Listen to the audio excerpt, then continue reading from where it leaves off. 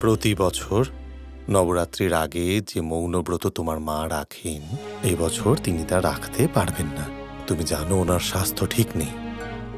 তাই আমি এটা চাইছিলাম যে তুমি তোমার মায়ের তরফ থেকে সেই মৌনব্রত তুমি রাখো।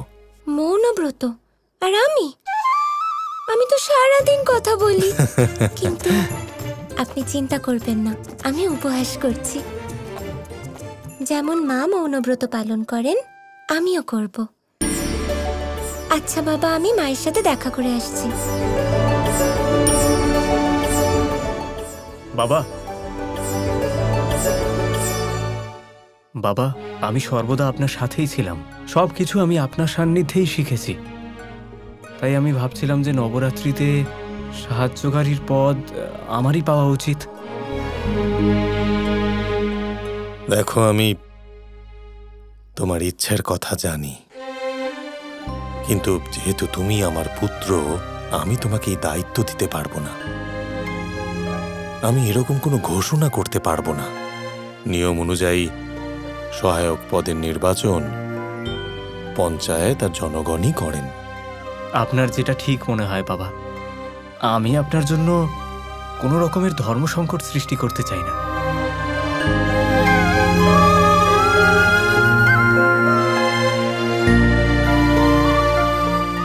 সত্যি বলতে কি, আমার মনে এটাই ইচ্ছা যে ধামা আমার উত্তরাধিকারী হোক। গ্রামের সহায়কের পদে নির্বাচিত সে হোক।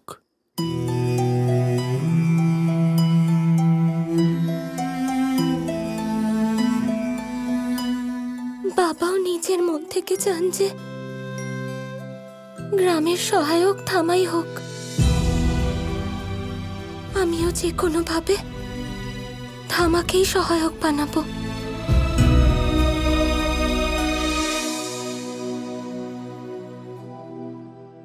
ধামা, ধামা। হ্যাঁ রাধা দিদি, বলো না, কি হয়েছে? দেখো, আমি তোমার দিদি। তুমি কি চাও আমি ভালো করে জানি। এত ভনিতা করার দরকার নেই ধামা। আমি জানি তুমি কি চাও। তুমি গ্রামের সহায়ক হতে চাও তো? আমি নিশ্চয়ই বানাবো তোমায়। কিন্তু রাধা দিদি, এটা কি করে সম্ভব? বিশ্বাস আছে তো দিদির ওপরে? দেখো, কাল সবার সম্মতি নিয়ে এই গ্রামের সহায়ক তুমিই হবে। কথা দিলাম আমি।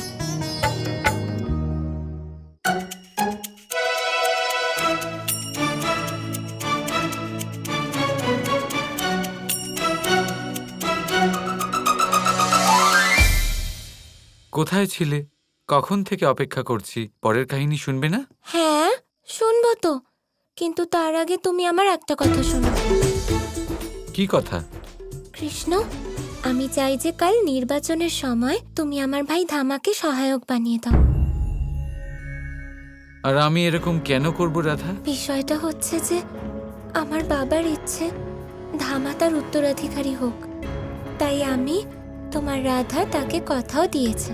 তাই তোমায় ওকে সহায়ক বানাতেই হবে। রাধা, তোমার এইরকম কথা দেওয়া উচিত হয়নি। কি বলছো কৃষ্ণ? তুমিই বলো। একজন পিতা যার মনে একটা ইচ্ছে আছে, তার জন্য উনি এত চিন্তিত, আমরা কি তার সেই দুঃখ হরণ করতে পারবো না? না রাধা, আমি এরকম করব না। কিন্তু কৃষ্ণ, তুমি তো সবকিছু করতে পারো। প্রহরের সময় বদলাতে পারো, তার গতি রোধ করতে পারো। তার মানে তুমি সবকিছু করতে পারো। তুমি বোঝার চেষ্টা করো রাধা। নিজের পুত্রের জন্য একজন পিতার মনে আকাঙ্ক্ষা থাকা, তার ভবিষ্যৎ সম্পর্কে চিন্তা থাকা, এটা পিতার অধিকার। অন্যদিকে নিজের পিতার ইচ্ছা এবং আকাঙ্ক্ষা পূরণ করা, তার এই চিন্তা দূর করা একজন পুত্রের কর্তব্য। এটা পিতা আর পুত্রের মধ্যে বিষয়। আমি এতে কি করতে পারি? বরং আমি তো বলবো তোমারও এইসব বিষয়ের থেকে দূরে থাকা উচিত। আমরা আয়ুতে আর অভিজ্ঞতায় ওনার থেকে অনেক ছোট। দেখো কৃষ্ণ, আমি জানি যে তুমি খুব জ্ঞানী আর বুদ্ধিমান, কিন্তু আমায় তোমার এই কথার মায়াজালে জড়িও না। দেখো, আমি ধামাকে কথা দিয়েছি, এবার তোমায় ওকে সহায়ক বানাতেই হবে।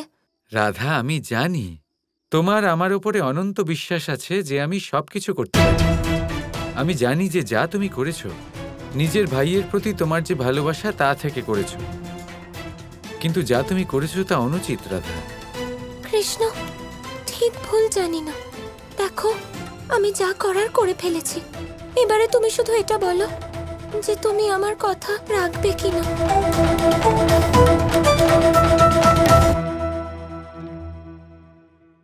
ঠিক আছে, আমি যথাসম্ভব চেষ্টা করব। ধন্যবাদ কৃষ্ণ। এমন কি কাজ আছে যা তোমার পক্ষে অসম্ভব? অর্থাৎ আমার কাজ হয়ে গেছে। ঠিক আছে, যাওয়া যাক। দাঁড়াও, কাহিনী কে শোনাবে? আচ্ছা, তাহলে কাহিনী শোনার কথা মনে আছে তোমার? নিঃসন্দেহে। আমি কি করে ভুলে যাব? এসো, কাহিনী শোনাও। ঠিক আছে। এই কাহিনী হলো প্রেমের পঞ্চম প্রতিজ্ঞার। এমন এক সময় ছিল যখন পৃথিবীতে এক ভীষণ শক্তিশালী অসুর রাজা বলি রাজত্ব করত। রাজা বলি সংসারে সবথেকে শক্তিশালী ছিল, আর একজন ভালো রাজাও। তার সমস্ত প্রজাও তাকে নিয়ে খুশি ছিল। কিন্তু শুধু তার পত্নী তাকে নিয়ে খুশি ছিল না। কি হলো মহারানী, আপনি এত দুঃখী কেন? মহারাজ, আপনি এই সংসারের সবচেয়ে শক্তিশালী ব্যক্তি। আপনি পৃথিবী আর পাতাল লোকের রাজত্ব করেন, কিন্তু আমি চাই যে আপনি সমস্ত ব্রহ্মাণ্ডে রাজত্ব করুন। মহারাজ, আজ পর্যন্ত অসুরদের মধ্যে কেউ দেবরাজ হয়নি। আমি চাই যে পরবর্তী দেবরাজ আপনি হন। শুধু এইটুকু ব্যাপার? আপনি চিন্তা করবেন না। আমি 100 অশ্বমেধ যজ্ঞ করে ইন্দ্রর স্থান দখল করব। এই সংসারের সবচেয়ে বড় হব আমি।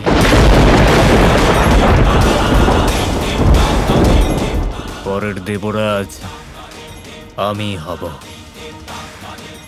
এরপরে বলি শুক্রাচার্যের নেতৃত্বে 99টা অশ্বমেধ যজ্ঞ করল আর অন্তিম যজ্ঞ করা শুরু করে দিল। দেবরাজ ইন্দ্রের আসন শীঘ্রই সে পেতে চলেছিল।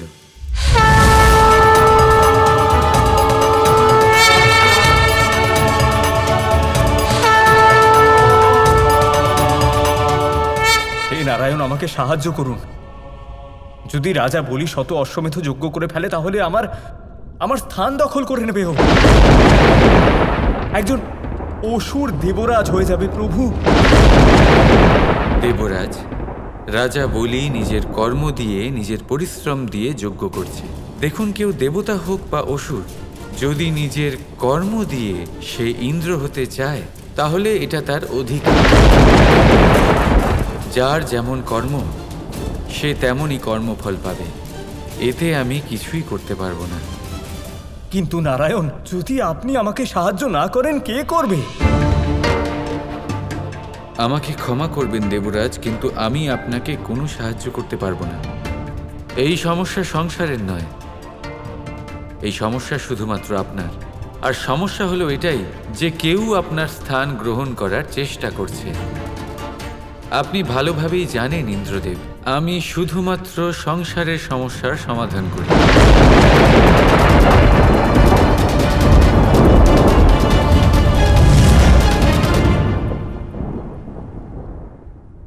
নারায়ণ, দেবরাজ ইন্দ্রর প্রতি আপনার এই ব্যবহার আমি বুঝতে পারলাম না। কিন্তু আপনি কি সত্যি বলিকে ইন্দ্র হতে দেবেন? একজন অসুরকে এই উচ্চ পদ গ্রহণ করতে দেবেন? দেবী, আমি যাই করছি ঠিক করছি।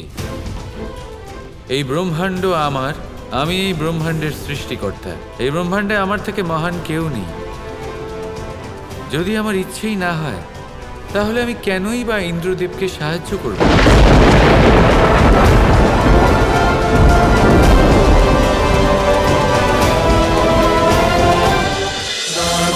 Krishna Krishna Krishna Krishna